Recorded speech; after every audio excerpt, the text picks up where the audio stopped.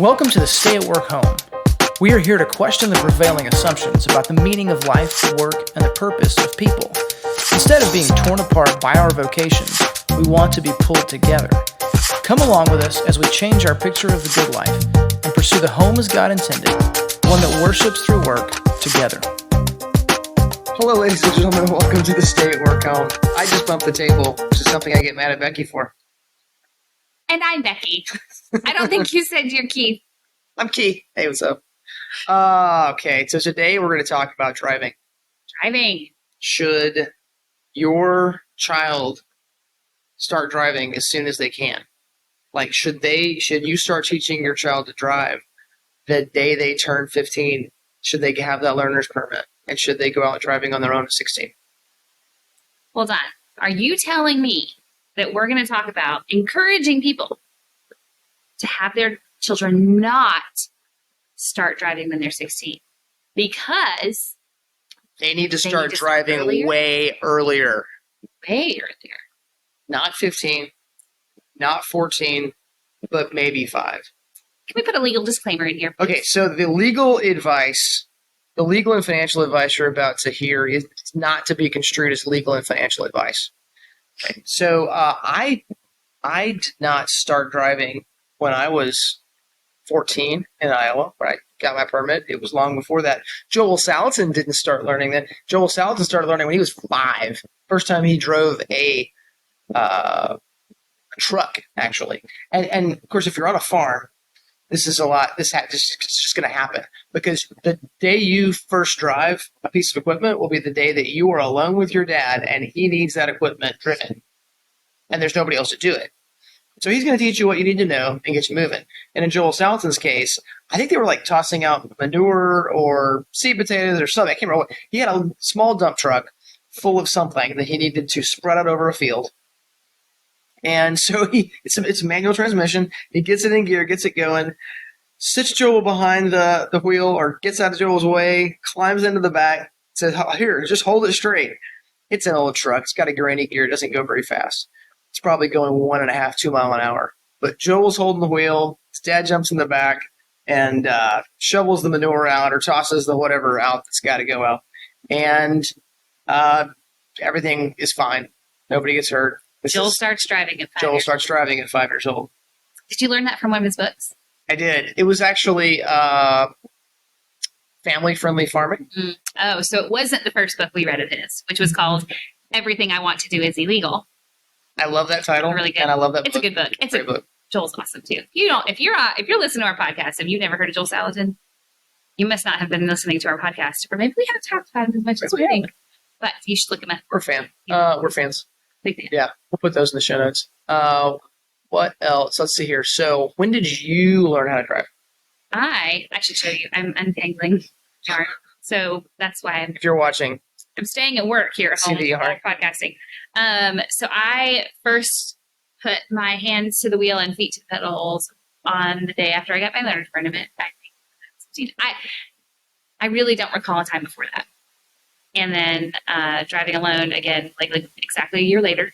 And I remember being rather terrified. It's funny, the most comparable fear I can think of immediately is when we left the hospital with our first child.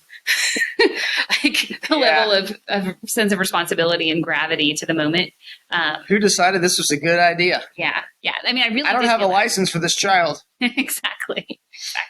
But yeah, 16 and getting out there, still motivated to do it because that's what that equal freedom equates to freedom in our modern. I mean, really, it does. Our current culture.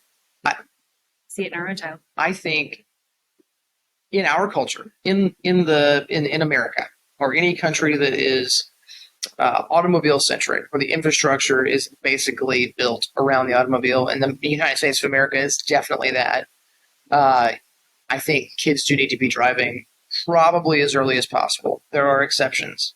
I had a friend in high school, or after, terrible driver. I think I rode with him twice. I was like, no, from now on, I will drive because this guy went through front wheels like most people go through underwear, and it was because he never met a curb he didn't check.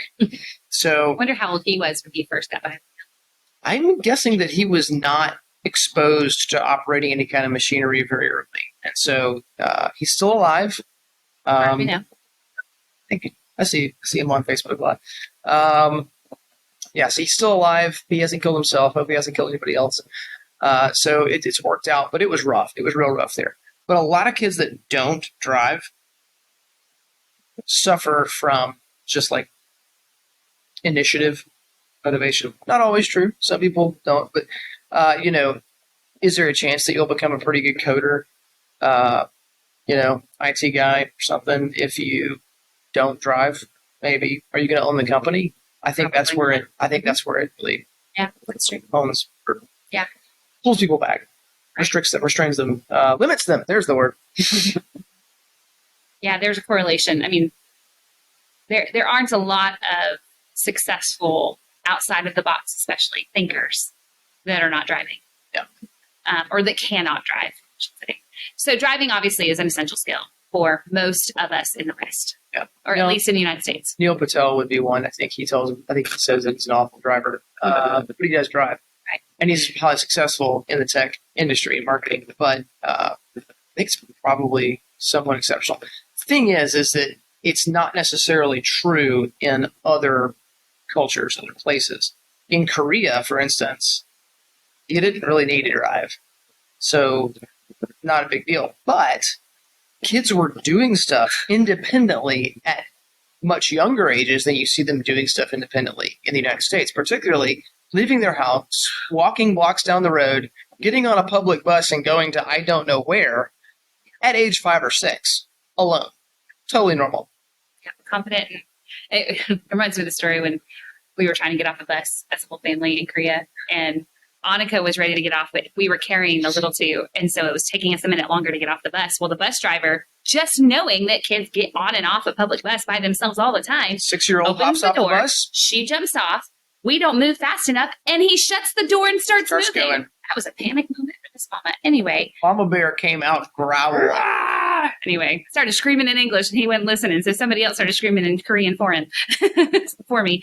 But anyway, beside the point, there's a in our culture, like this is something we know our children need to have. And I think most, even people who are resistant letting their kids drive young, know that their kid's going to need to be able to drive a vehicle by the time they're, really independent, which is 18, 21, depending on the situation.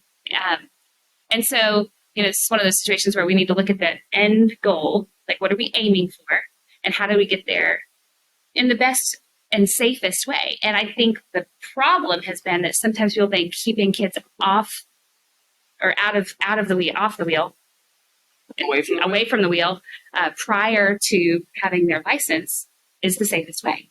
And it's not. But we actually disagree with that. So the day that you got your license, was it like big deal? Whoa! Like it was you huge. Drove off Like alone for the I first time. felt the weight of it. The first time I got onto the interstate, which I think was the same day. I don't remember where I immediately went. I feel like I just went to the grocery store, which is a half mile from my parents' house at the time. And so easy, right? But there was a 4-lane with a suicide lane you had to cross to get there. And one of my sisters had a car accident in her first year. And it was significant. Right there in front of there. So anyway, but I do remember getting on the interstate and just feeling like, I kind of felt like this could be the end. It really did feel like that. Not knowing if I could survive this. I'd driven it while I was in getting my permit, but there was something to that. It was a huge deal. So there was a lot of fear involved, but there was also a lot of excitement. You know what else I did a ton of, which I don't think you did as much of? I stopped everywhere I could to get whatever I wanted anytime I could. I'd go to school late because I would I can drive now. I can go by Chick-fil-A on the way to school. And if I bribe the teacher with a Chick-fil-A biscuit, I won't get in trouble. I was right. But I wasted a lot of money doing all these things because it was the whole novel, it was so built up. Anyway. It was a nothing burger for me. A nothing burger. A total nothing burger. And Keith does not like nothing burgers. Not a fan. But the day that I went, I remember I went to work at Walmart and it was boring. By the time that I drove off alone in my 1983 280ZX 2+2 with T-tops, silver, great car. I had tens of thousands of miles of driving. it started at some point. My mom and dad both like let me reach over and like steer the car down the highway. And so that, that actually matters. Like I got that experience, that tactile sensation of like, if I do this, the car does this, right? And at some point, probably 9 or 10, even maybe 8, my dad like let me sit in his lap and drive in like a high school parking lot on the weekend. It was empty. And from the time he did that once, of course, every time we passed an empty high school parking lot, Dad, can we pull over and let me drive? Usually the answer was no, but sometimes it was yes.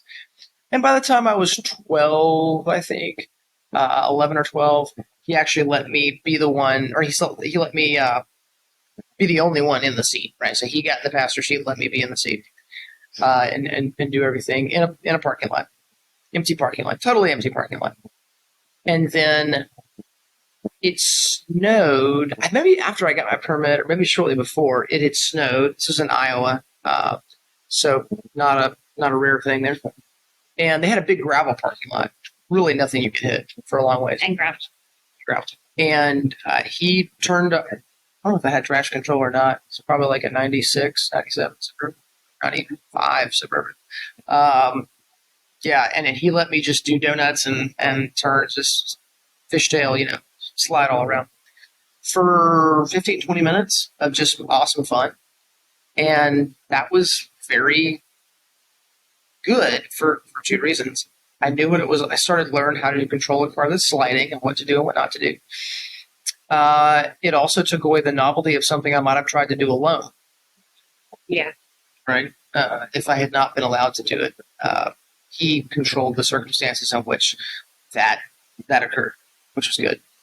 What else? Do you want me to talk a little bit about my first experience driving in the snow? Oh, wait, for it. You know all about that. Actually, I'm not going to tell the whole story. I wasn't there. That's I part got of the in problem. trouble. I just remember. Did you get in trouble for that? I got in trouble because I had my phone. Okay, so right now there's a lot. In the last, if you followed the war in Ukraine for any time, amount of time you may have noticed, if you follow the technical detail stuff, that like at first a lot of especially Russian troops were being killed because the Ukrainians were able to see where people were that had cell phones, and so they could track movements of Russian troops because they had all these cell phones, right? Interesting. And so here comes artillery, boom. Well, back in 2007, I was at a field exercise with the Army at the big training center, Grafter Hohenfels in Germany. And so Becky was alone back at the home base in Germany as well. And she needed to go get some people from the airport that were coming to visit from the States. And there was a bad snowstorm. Well, when I first left, it was not a bad snowstorm. There were flurries. I'm like, oh, sweet. There are flurries, and our friends will have so much fun playing in the flurries with me. So the airport that we happened to go to, I had to go to a further airport. It's a discount Frank Hahn airport, and it's like an hour and a half away. And I'd been there, I think, but I hadn't been there alone. Hadn't paid attention to driving it. I was like, I can get there, no big deal. So I got on the highway, and as I got on the highway, it's the interstate. It's Germany. They take care of roads. Big deal. So, snow starts picking up a little bit, and it gets a little heavier and heavier. And I'm mostly getting excited and happy because, well, the road's easy. I don't have to think about anything. But then I had to get off on this one exit, and I got off on I started to leave onto the exit ramp, and I slowed down. I slowed down a little bit, started going around the loop-de-loop, and right into the side of the snowbank. Actually, at that point, I think they'd had. Did you slid to the outside loop-de-loop, or you slid to the inside? I slid to the outside. Okay. Yeah, it was to the outside, and I was stuck. And I believe the first time I had to wait till somebody else drove my vehicle up the hill because I didn't even know how it happened. It wasn't actually stuck. No, she was stuck. I had no clue what to do. The car was. I hit something enough to make. That's what that first one was. That's what damaged. But somebody else, some nice German fellow, stopped and was able to drive me up the hill and drive it up. No big deal. Here's the thing: that vehicle that she was driving was a 1993 BMW 530i station wagon, which is a 3-liter 4-cam V8 engine, all aluminum, I think. good bit of torque with a 5-speed manual transmission, rear wheel drive. And I don't think it had traction control. It did. It of also any did kind. not have summer tires, which was or It did have summer It tires. had summer It tires, had no not winter winter tires. tires. And these are high performance summer tires. Lots of contact with the road for hitting that asphalt really fast, but not for snow. Anyhow, the big point. Just got it a week earlier. By the time that night was over, I was picking up a friend, this couple, and he had grown up. He'd learned how to get to. I didn't think It was Anyway, stop. Anyway. Okay, so the one of the ones that we're the closest to this couple. I knew he'd gotten his driver's license in Kansas, so when I pulled up at the airport, I said, "You're driving now. I'm done. Like, I don't care what happens." And he's like, "I don't know if my license works." I don't care. They'll like you driving better than they'll like me driving out there. And the car at this point, like at 30 miles an hour, is kind of like. Boom, boom, boom. Yeah, I had gone off the road, or I had gotten stuck 3 times over the course of that. The hour and a half took me 3 hours to get to the airport. I mean, it was traumatic, to say the least. It was traumatic, and that kept me from even trying for years to do anything if there was any remote chance of snow or ice or anything. And it's only just this last snowstorm that we had where not the last one. There was one maybe a year or two ago that, as I was driving up our driveway, was the first time I felt like safe enough and not in a panic or a rush or anything like that, that I could play a little bit to try to figure out what I needed to do to get it to do what I needed it to do, right? Like when you start going forward and you get stuck on the little bit of ice, like what do you do then if it starts sliding to the right? Well, Keith always says, turn into the, or whatever you say. You've said things to me, and I can't, when I have to do it, when I'm in a panic mode, I can't think. If you have to think about it, it's too late. Yes. I think that came from Top Gun. Okay. It's not usually true in aviation. Everything's really thought about ahead of time. Yeah.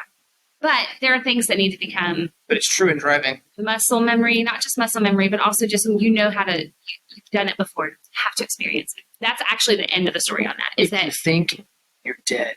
That's what he said. That's what he said in the movie. Well, if growing you think you slid off the road already. We are in an area where we get enough snow that our kids should be able to get practice driving on ice and snow. We made Annika a little bit last year, this year. But in the Atlanta area, there wasn't a lot of opportunity for that. So even had I started driving earlier, I might not have been able to learn how to drive in the snow as well. Yeah. But all of that compounds when you turn driving into this huge mountain of a thing, right? This not so nothing burger. Yeah. And the best way to turn it into way more than it needs to be is to not do it for a long time. And then all of a sudden, like in this 1 year period, try to figure out how to do it, or less than 1 year period. And a lot of parents, and this blows me away, don't really give their kids the instruction that they should be giving them during their permit period. I think it was just going like get a driver's license after moving or something, or to renew one, when a girl had come in for her driver's test with her mom, and they went out the door, and her mom sat down in there, and she was nervous as anything. And she said, all right, I said, well, haven't you been driving for at least a year now with you? Well, only once or twice, because it scares me to death. That woman should be tried for a crime. That is ridiculous. Why would you endanger society like that? It scares me too much to teach her how to drive, so I'm just going to go let her drive on her own. What? Okay, not good. When I got my license, drove out for the first time, total nothing. Not a big deal at all. I had already done all that driving with my dad. Then we had gone on vacations like out west, thousands of miles. I did a lot of the driving, and it's really funny now. When you had your permit. When I had my permit, yeah.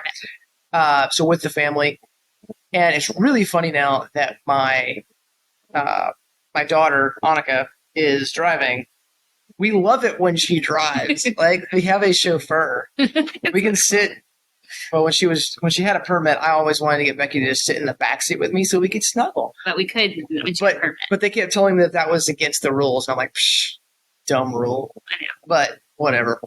Is it better with the, well, never mind. You Okay, weren't supposed so- to be asleep in the front seat either. But anyway. But I may have been. Yeah. So most kids have a wreck in the first year of driving.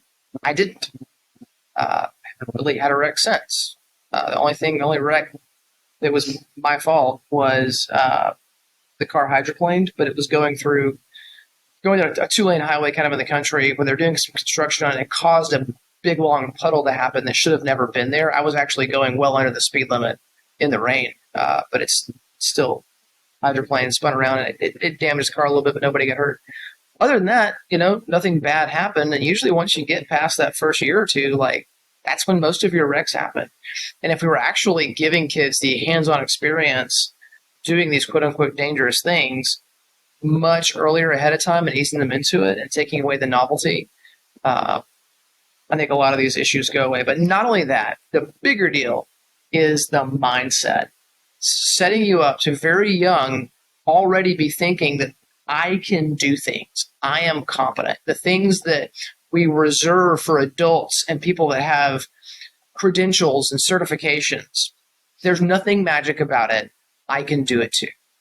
And that is probably the most important for an American kid. That's the most important reason that they do need to start driving as soon as they can, barring some other kind of exception. Like I said, with Korea or wherever you live, it's not the United States, or it's a part of the United States where it's New York City. You're just going to go get on the subway or whatnot. This kind of concept, I mean, it falls in line with why we would say, let your kids climb the trees, let your kids be outside. Let them scrape their knees. Not always barefoot, but anyway. But don't guard all of these little spots that give them the opportunity to grow comfortable in their own skin and their own figuring out what does and doesn't work. I mean, I think there's lots of, I haven't done the research, but in various things I've read or listened to, there's a conversation going on broadly about kids being overly anxious. Obviously, there's a lot of reasons for that. But just even physically, they're not testing their limitations in healthy ways that for all of human history prior to the last 100 years or so, they had been. And so this is the modern take on that to some degree, because all kids want to drive. Not all kids are going to want to climb a tree for the rest of their life. Well, Some of them don't. Oh goodness, that's true. It's not like getting married now. And I think there's something behind that. There that's probably problematic. is. Yeah. And the thing is that Annika, our oldest, was one of those kids who didn't want to drive. Put out my yarn. And for her, it took if it were not for the fact that we actually Encouraged her. lean in that direction of wanting kids to do things and do them early and act independently and all that, then she would have been someone who was severely hampered in her development as a person. And because she's just a cautious kid anyway. She's a good driver. So thus far, she's a great driver. But the thing, I think one of the best benefits to our life right now is that we did ask her and let her drive up to the end of the driveway quite a bit. We have a long driveway. We have a long driveway out in the country, and it's got a safe spot to turn around at the end. And so she's been able to do that. To go get the mail for over a year before she had a permit. And so she already had the feel. We might have done it once or twice with her, and we were like, oh yeah, she's. And they're driving. And of course, we already taught her to drive. Here on the farm, but they're driving ATVs, tractors, so operating equipment for productive endeavor is just kind of normal. So the big idea, though, behind all of this, should we wait? What do you mean? Should we split this up in the city? Yes. Because you have more you want to say, I know. You can give a teaser. So what we've been talking about is preparing your children to drive down actual roads, to navigate roads and not fly off them into trees in the ravine and get killed. Okay. That's kind of the opposite. How do I say this? It's kind of the opposite of what a lot of people would think that a homeschooling, church-going, not normally TV watching, non-social media allowing, non-smartphone allowing family would view things. We are physically not overprotective at all. Maybe in the other direction, people would accuse us of being reckless and more like free range, right? Underprotective. And then when it comes to what I would call navigating the moral road of life were quite protective. And I think my parents, they did that too. Like I was in this last group of people, like age-wise, that were told to come home when the street lights came on, be home when the street lights come on, or be home by this time, and that time was 8 hours, later. So my mom would literally not know where I was for 8 hours in a day, and that was not weird. So, but at the same time, we couldn't watch PG movies unless they had seen them first, and then it was rare. We didn't really watch TV much. There were points when we didn't have cable. We never went to see movies. We would have never seen a PG-13 or rated R. It was out of the question. So there was a sense in which we were sheltered. There was a sense in which I was absolutely not sheltered. My parents were not physically overprotective. If you want to go climb a tree and break your arm, go for it. Somehow I never did. I don't know, some good bone density, I guess. But the dangers were allowed. Now, so next time we will talk about the other one. This was navigating actual roads and cars. The other one will be the analogy, the analogical road of life, and how it is there are very different strategies that you should use to prepare one for that kind of road versus just these asphalt and gravel roads. So, see you next time. This episode of the Stay at Work Home is brought to you by HeartlandBunkies.com. Come check out our full line of small cabin kits that can be easily assembled by a few friends or family in just a weekend for extra space for meaningful connection, or extra income, or a home office, a homeschool room, or whatever.